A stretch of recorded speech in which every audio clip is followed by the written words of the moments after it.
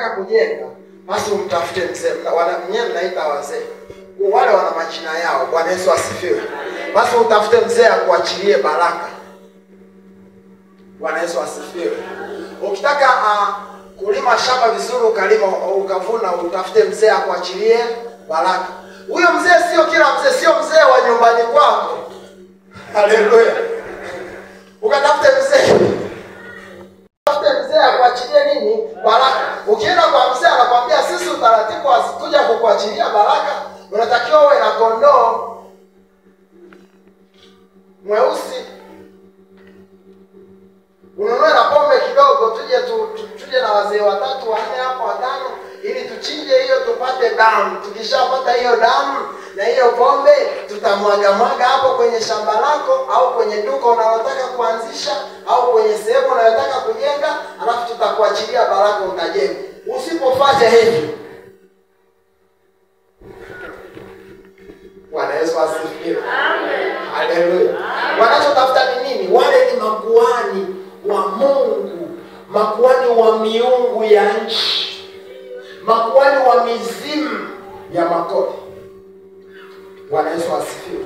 Amen. Haleluya. Amen. Bwana Yesu asifiwe. Amen. Wale ni makuhani wa miungu ya nchi, na ndio kazi yao. Sasa wanakupa utaratibu wa namna ya kukaa katika hiyo nchi. Sasa wewe umeokoka, umesema mimi nampenda Yesu, mimi kwangu matambiko hapana, mimi kwangu kafara hapana, nitakwenda hivyo hivyo tu. Unashangaa, unaomba na kufunga unafunga, lakini kujenga ni kugumu ajabu. Ukianzisha biashara unashindwa kuelewa. Sio kwamba wewe labda ni mlafi sana umekula mtaji, sio kwamba wewe ni mvivu sana uweze kufanya. Unajitahidi unavyojitahidi, lakini vitu vinakuwa vinayeyuka. Shida ni kwamba kuna Mungu wa nchi hapo.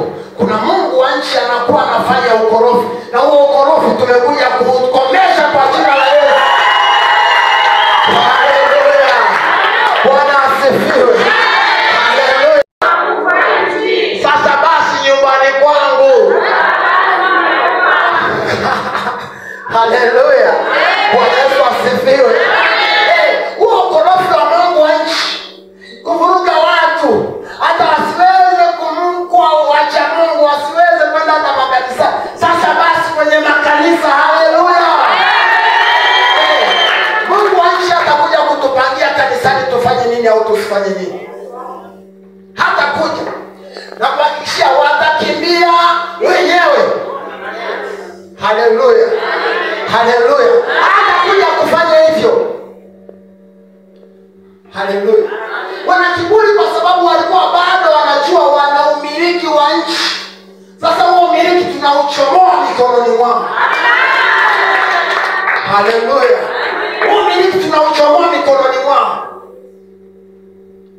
Akikanyaga hapo, mifumo haisomaji. Network zinakatika. Bwana Yesu asifiwe. Amen.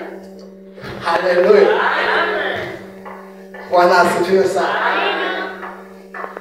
Bwana asifiwe. Miungu ya nchi na utaratibu wake. Haleluya. Amen. Labda makole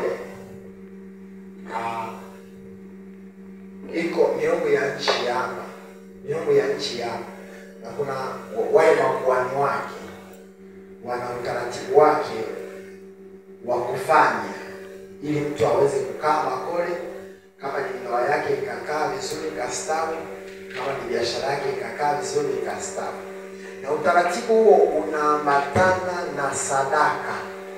Bwana Yesu asifiwe. Unaambatana na nini? Na sadaka.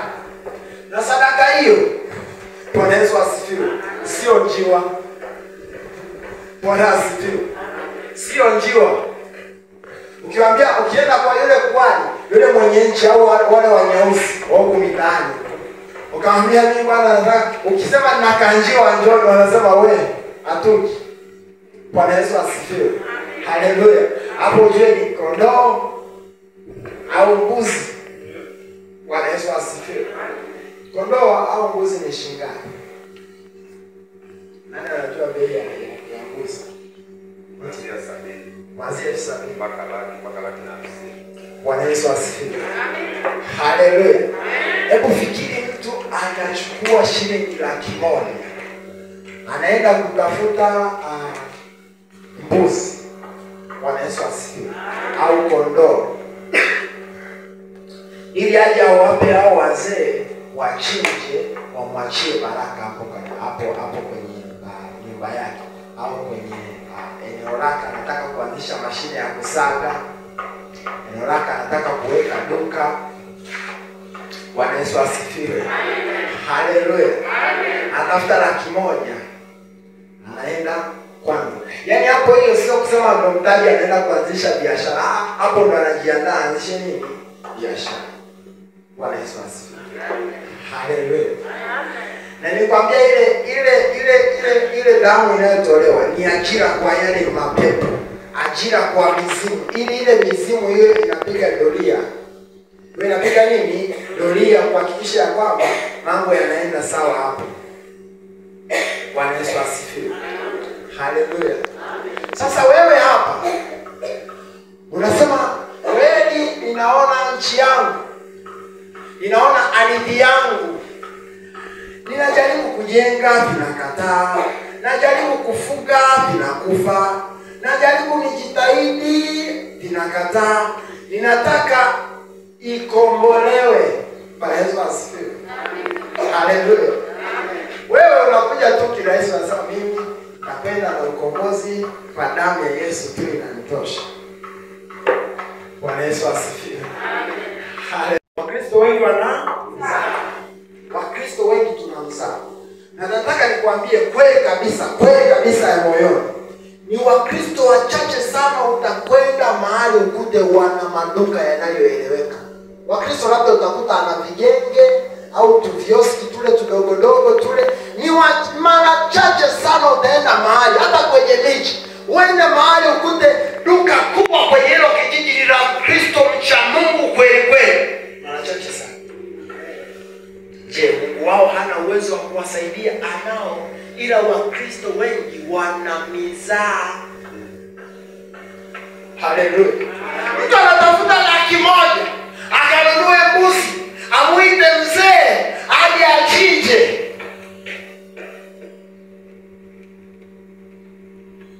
Bwana Yesu asifiwe. Wakristo wengi wanamzaa sana kwenye maisha yao.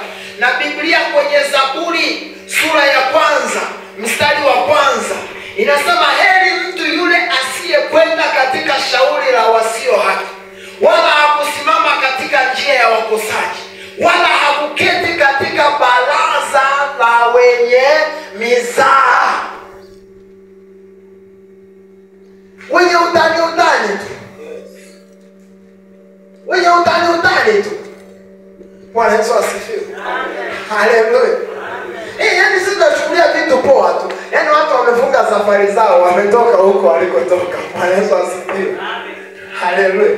Hata tuko tunazungumza namna hii. Kuna watu ambao wakiangalia tu, yaani wanaona kama ni utani